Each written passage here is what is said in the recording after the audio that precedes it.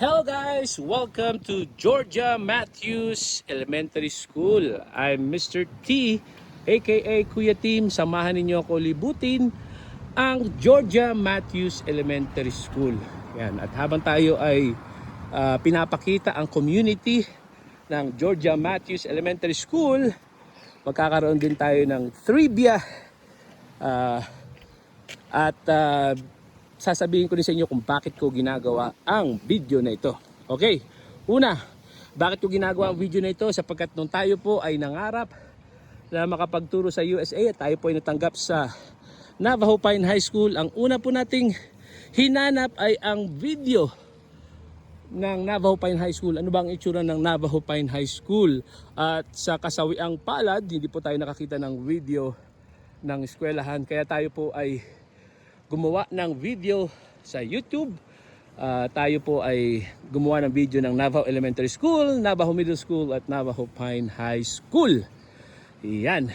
So, ito po yung park ng Georgia Matthews Elementary School. Open to public. Kagaya po ngayon, wala pong pasok, summer.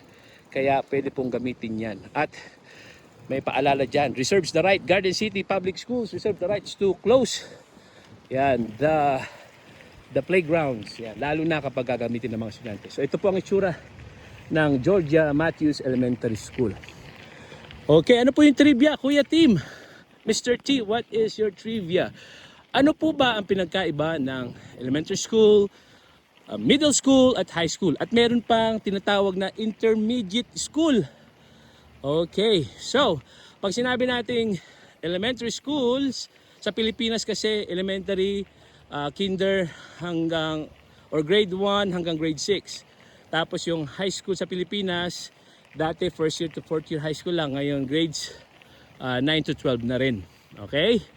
So dalawa lang halos or tatlo, kinder, elementary, high school sa Pilipinas. Dito, meron tayong elementary school, intermediate school, middle school, at high school.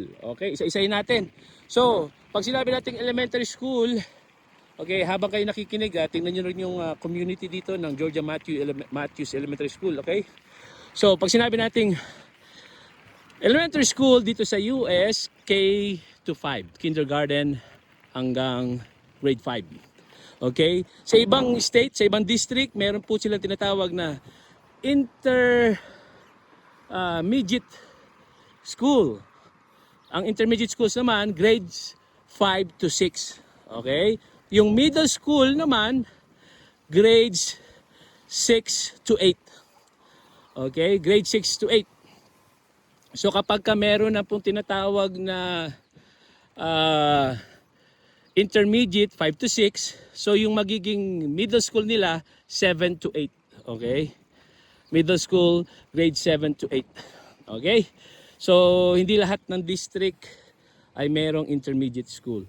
Yung high schools naman, grades 9 to 12. Okay? High school, grades 9 to 12. Grade 9, tinatawag na freshman.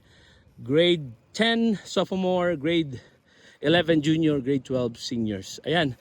At naikot na natin ang napakagandang Georgia Matthews Elementary School. Shout out sa mga Filipino teachers na natuturo sa Georgia Matthews Elementary School.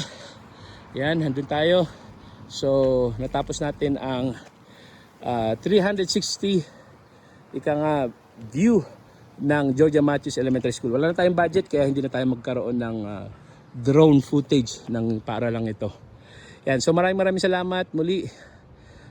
Ang purpose ng video na ito ay to inform and to inspire. Yan, kasi kagaya po natin, nangarap po tayo na makapagturo sa USA at nung natanggap tayo, excited tayo. Ano bang itsura nung pupuntahan natin? So ito, sana makatulong po sa inyo.